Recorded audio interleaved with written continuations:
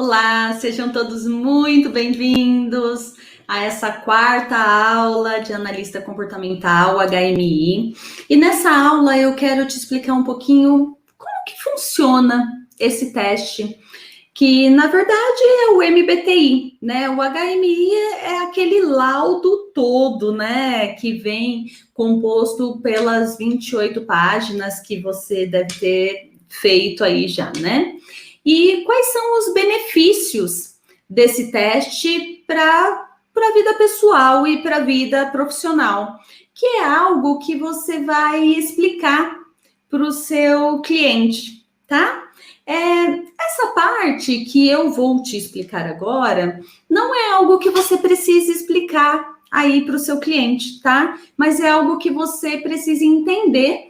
Mas, claro, caso o seu cliente pergunte, né, e quando você for dar orientações, você vai passar ali algumas orientações básicas para ele. O teste, ele busca avaliar 4 dimensões dicotômicas. O que é dicotômicas? É que são totalmente diferentes, elas são opostas. E tem 2 preferências opostas em cada dicotomia, em cada divisão. E tudo isso vai proporcionar 16 combinações que são únicas. Esse teste, ele é feito por meio de uma análise de respostas de um questionário, tá? E nesse questionário, a pessoa, ela vai responder dentro de uma escala. Cada uma das perguntas vai ter ali um questionário com várias afirmações. Em cada uma das afirmações, a pessoa precisa responder da forma mais sincera possível, tá? Não o que ela gostaria de ser, mas aquilo que ela é neste momento. Então, vão ter lá várias afirmações no qual ela vai responder se nunca ela faz isso, ou nunca acontece isso com ela, ou ela nunca concordaria com isso. Raramente ela faz, ou acontece, ou ela concorda. Geralmente, né? Que o geralmente aí isso acontece geralmente, acontece às vezes, ou acontece com uma frequência maior, e sempre isso acontece. Você percebe que, assim, quando a pessoa coloca nunca, ela vai ter ali uma precisão maior, né? A escala consegue até pegar algo maior. Quando a pessoa coloca sempre, também. Agora, raramente, tá mais pro lado do nunca, né? Raramente isso acontece. Geralmente, tá mais pro lado de sempre. Geralmente isso acontece, né? O raramente e o geralmente também vão aí compor essas respostas, mas vão ter coisas que a pessoa vai responder sempre ou que a pessoa vai responder nunca. E você pode ver também que no próprio teste, se você preencheu, tem algumas perguntas muito parecidas. E o que acontece? Às vezes a pessoa ela responde raramente em uma, mas quando muda alguma coisinha da pergunta, ela já responde nunca, entende? Ou ela responde geralmente, tá? E aí é que o teste vai se consolidando para criar esse perfil de personalidade, esse tipo psicológico. São 4 combinações de 8, né? Por que de 8? Porque como são quatro letras, né? São 8 letras, só que 4 combinações, porque elas são dicotômicas, lembra? Então vai ter sempre um parzinho, e esse parzinho um vai para um lado, o outro vai para o outro. Então ele vai combinar 4 letras, só que tem os parzinhos que são opostos. Por isso que são dentre 8 possíveis, que definem uma classificação lógica de cada tipo de personalidade. Cada letra é proveniente de 4 dimensões dicotômicas, tá? E quais são aí essas 4 dimensões e as 2 possíveis classificações? Então, a primeira, ela vai medir a motivação da pessoa. Pelo que ela se motiva. E motivação é o que faz ela agir. O que é motivação? É você ter um motivo para aquela ação. É o que impulsiona a pessoa, como ela organiza a energia dela, o que faz ela agir. E aí nós temos os E's, né? O E, que é o extrovertido, que são indivíduos que se sentem energizados através da interação com outras pessoas, tá? Geralmente agem antes de pensar.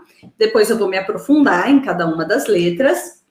E nós temos também o I, que é aquele que é o introvertido, que se sente energizado pelo engajamento de atividades mais solitárias. E geralmente são pessoas que preferem refletir muito antes de tomar qualquer decisão. A segunda dicotomia tem a ver com a observação, o modo como a pessoa percebe o mundo, o modo como ela capta as informações do mundo. E aí nós temos os S's, que são os sensoriais, e nós temos os N's, que são os intuitivos. Os S's, eles têm uma consciência voltada mais para o que é concreto, para aquilo que pode ser percebido através dos 5 sentidos. Então, eu tenho aqui algo concreto, ele é percebido através dos meus 5 sentidos, ele vai ser mais concreto.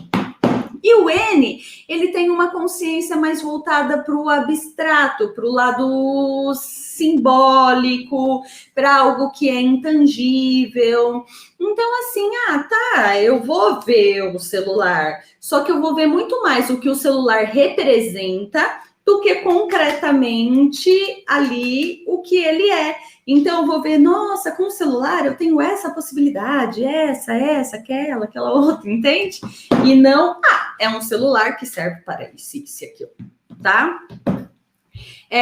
A terceira dicotomia, ela tem a ver com a decisão, com a forma como você toma essas decisões. Então, é a maneira que você avalia, né, a maneira de avaliação de valores e de julgamentos, ou seja, como que você, o que te motiva, né, como que você, o que você julga para poder tomar a sua decisão. E aí nós temos os T's, que são as pessoas que tomam decisões de forma racionais. Então, são pessoas mais concisas, que atuam de maneira lógica, organizada, objetiva, elas buscam argumentos racionais. E nós temos as pessoas que tomam essas decisões mais de forma sentimental, que são os F's, que eles se baseiam muito mais em critérios subjetivos, como valores e preferências, levando em consideração as necessidades do outro. É aquela coisa, né? A pessoa que toma decisão pela razão e a pessoa que toma decisão pela emoção. E a quarta dicotomia, ela tem muito a ver com a forma como a pessoa organiza o mundo dela, o estilo de vida que ela tem e como ela organiza o mundo dela. Nós temos aí os julgadores, que são os J's, que eles são mais decisivos, preferem seguir regras claras, viver de uma maneira mais planejada, estruturada, sentem uma tranquilidade, né, quando as decisões são tomadas. E nós temos os P's, que são os perceptivos, que gostam de liberdade, de improvisações, que dão preferência para uma vida com uma maior flexibilidade, são mais adaptáveis, e eles sentem tranquilidade quando eles têm mais opções, tá? E aí, de acordo com as questões, o que a pessoa vai responder, vai dar ou uma letra ou uma outra letra. Então, existem questões ali que vão medir exatamente essa força de energia. E aí vai definir se a pessoa é E ou se a pessoa é I. E assim, as outras letras de alguma forma. No final, a pessoa vai receber um conjunto de 4 letras que vai indicar a personalidade dessa pessoa. E considerando essas 4 dimensões e todas essas combinações, vai existir um total de 16 personalidades diferentes. mas o importante não são as letras ou a combinação. O que importa nessa hora é saber interpretar quem você é e usar isso da melhor forma possível ao lidar com as pessoas, tá? E aí nós estamos falando da inteligência emocional. Então, através do seu perfil, você vai poder usar o melhor de você para poder tomar decisões que incluam aí a razão junto com a emoção, ou seja, que tenha inteligência emocional. E você sabendo o seu perfil, você consegue aí trabalhar muito, muito melhor a inteligência emocional. Ter mais autorregulação emocional, tomar decisões mais inteligentes emocionalmente, pensando em você, pensando no outro, pensando no contexto. Então, na verdade, eu encontro esse teste na internet. Ah, tá, ok, é gratuito, tá, ok. Mas você vai ter uma pessoa para te ajudar a interpretar esse teste, te ajudar a ter inteligência emocional, olhando para a sua vida específica e para aquilo que você pode fazer com esse tipo de personalidade, com o que você tem de melhor, e como você pode melhorar os seus pontos de melhoria para que eles não te prejudiquem mais e não impeçam o seu sucesso? Bom, vamos lá. Quais são os benefícios pessoais, né? Na verdade, é o autoconhecimento, a percepção de comportamento, de atitudes, você ter um domínio maior sobre você e também aumentar a sua inteligência emocional e a sua inteligência diante de adversidades, a sua inteligência em todos os sentidos, né? Fazer você tomar decisões mais assertivas, decisões mais precisas em direção àquilo que você quer para a sua vida. Isso é muito importante no HMI, porque ele vai te ajudar a ter mais equilíbrio entre o racional, entre o emocional, e aí, com este equilíbrio, nós temos a capacidade de agir de uma forma mais assertiva, que nos traga mais resultados. Então, vamos lá, né? Se a gente for falar de benefícios pessoais, ele vai te trazer uma valorização e um entendimento das diferenças entre as pessoas, vai te ajudar a melhorar o seu relacionamento interpessoal, seu relacionamento com as pessoas. Se você se conhece, se você conhece o outro, você se valoriza mais, você consegue valorizar também o que o outro tem de melhor, você passa a entender mais a si mesmo, entender mais as outras pessoas. E assim o relacionamento ele acaba sendo mais emocionalmente inteligente. Acaba tendo mais consenso, mais paz, digamos assim, harmonia. Se você se entende, se você entende o outro, é claro que a comunicação entre vocês vai ser mais eficaz.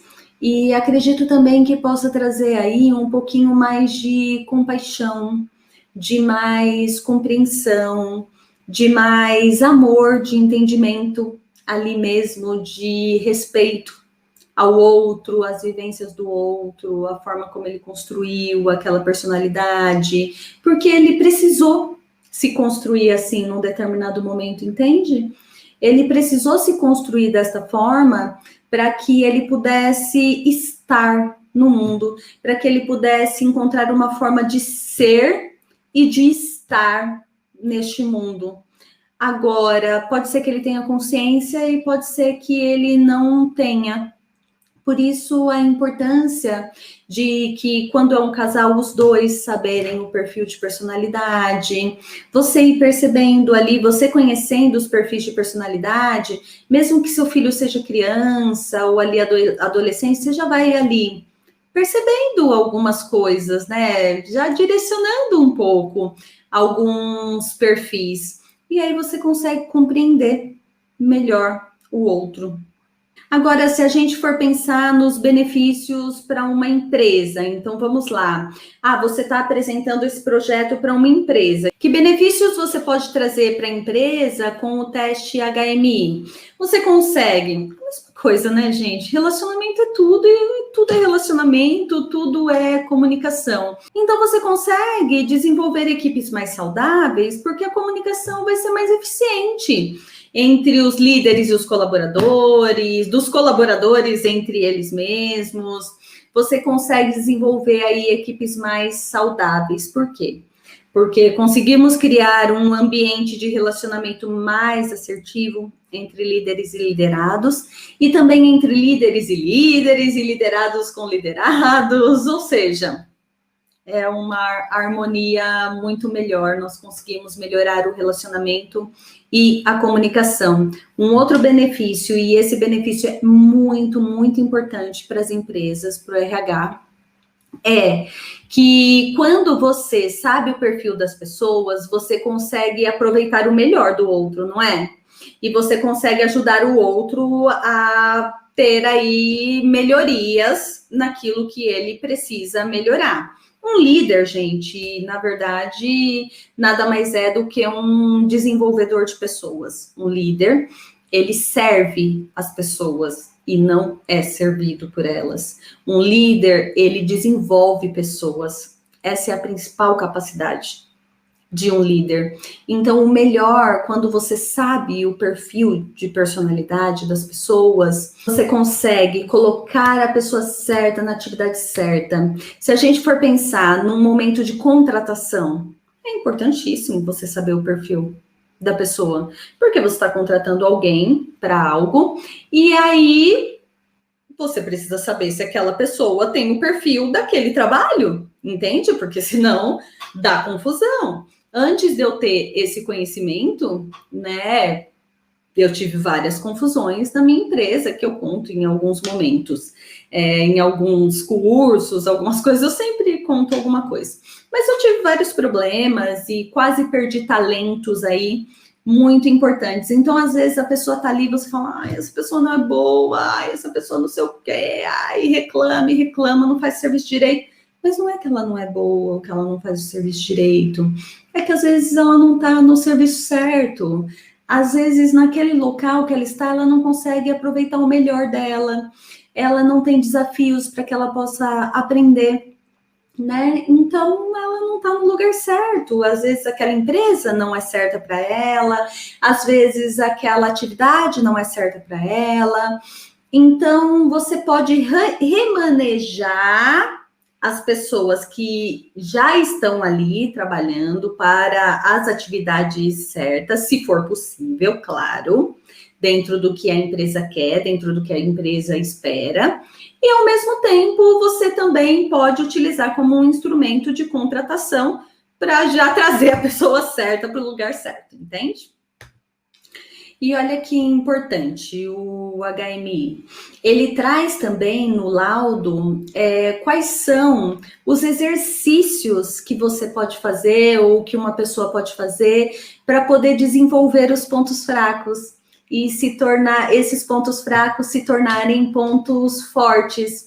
Então, trazendo qual benefício especificamente, trazendo exatamente quais são os resultados que a pessoa pode ter. Então, uma vez que você tem uma defasagem em algo, em alguma característica que você precisa melhorar para atingir um determinado resultado, você vai ter ali um exercício, ele vai te trazer um exercício para que você possa melhorar isso. Por isso que é tão especial, né, esse laudo do HMI, e por isso que é tão importante também a devolutiva. Bom, com isso nós terminamos essa aula de como funciona, de quais são os benefícios do HMI. Você vai ver aí na sua apostila MBTI, mas é porque é o original, né? É de onde veio o HMI. Não tem problema, tá bom?